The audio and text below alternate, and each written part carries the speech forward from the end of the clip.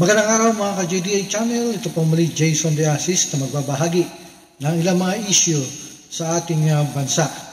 Ang ating pong tatalakay ngayon ay may kaugnayan sa pagkamatay ni John Isidore Diso Pelanas, dating tagapagsalita ng Kabataan Party List sa Cebu, sa isang engkwentro sa Kabankalan, Negros Occidental. Ito po ay hindi simpleng insidente, isa po itong babala na may mas malalim at mapanganib na siklo na unti-unting lumalantad. Mga kabatang nagsimula sa legal na aktivismo, kalaunay nauuwi sa pagsapi sa armadong pakibaka bilang bahagi ng New People's Army. Hindi po ito haka-haka mga kaibigan, ito ay sinusuportahan ng mga pampublikong parangal, post sa social media at mga sinumpaang salaysay ng mga dating kasapi. Sumasang-ayon ang mga datos sa isang direksyon. May koneksyon sa pagitan ng ilang grupong party list tulad ng Kabataan at Gabriela at ng Armadong Kilusan, at ang mas nakababahala tila nagiging tagapagtakip ng karahasan at pang-aabuso ang mga legal na grupong ito. Kamakailan lumitaw pa ang seryosong paratang ng sexual abuse laban sa ilang leader ng Kabataan Party List, mga kasong nagmula pa noong 2023 hanggang 2025. Ayon sa biktima, hindi siya nag-iisa.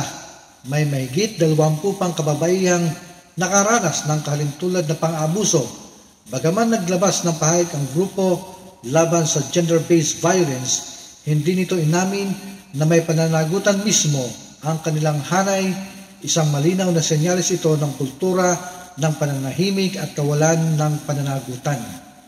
Dahil dito mga kaibigan, makatarungan at makatuwiran ang panawagan ni Undersecretary Ernesto C. Torres Jr., Executive Director ng National Secretariat ng National Task Force to End Local Communist Armed Conflict o itong NTF-ELCAC, na agad nadinggin ang kaso laban sa Kabataan Party List at isuspinde ang kanilang proklamasyon. Gayon din, panahon na upang balikan ang matagal nang nakabinbing disqualification case laban sa Gabriela Women's Party List. Hindi ito panunupil, ito ay isang hakbang ng pamahalaan upang tiyaking hindi naaabuso ang ating demokratikong sistema. Ang Commission on Elections o COMELEC ay may tungkulin at kapangyarihan na tiyaking ang party list system ay hindi nagiging legal na taguan ng mga grupo o individual na may kaugnayan sa armadong pakikibaka o kaya sangkot sa mga pang-abusong hindi nare-resolba sa loob ng kanilang organisasyon. Ang party list system ay nilikha para sa mga tunay na marginalized sectors, hindi para sa mga grupong sumasakay sa sistema upang isulong ang ekstremismo o itago ang kawalang katarungan. Kapag ang mga miyembro ng isang party list ay lumilitaw na bahagi ng armadong kilusan o may mga kasong pang-abuso na hindi hinaharap, hindi nito simpleng issue ng politika. Ito'y usapin ng pananagutan at pambansang seguridad. Hindi tinatalikuran ng pamalang aktivismo o karapatang sibil. Sa halip, isinusulong nito ang pananagutan, katotohanan at reforma, mga haligi ng isang tunay na malusog na demokrasya.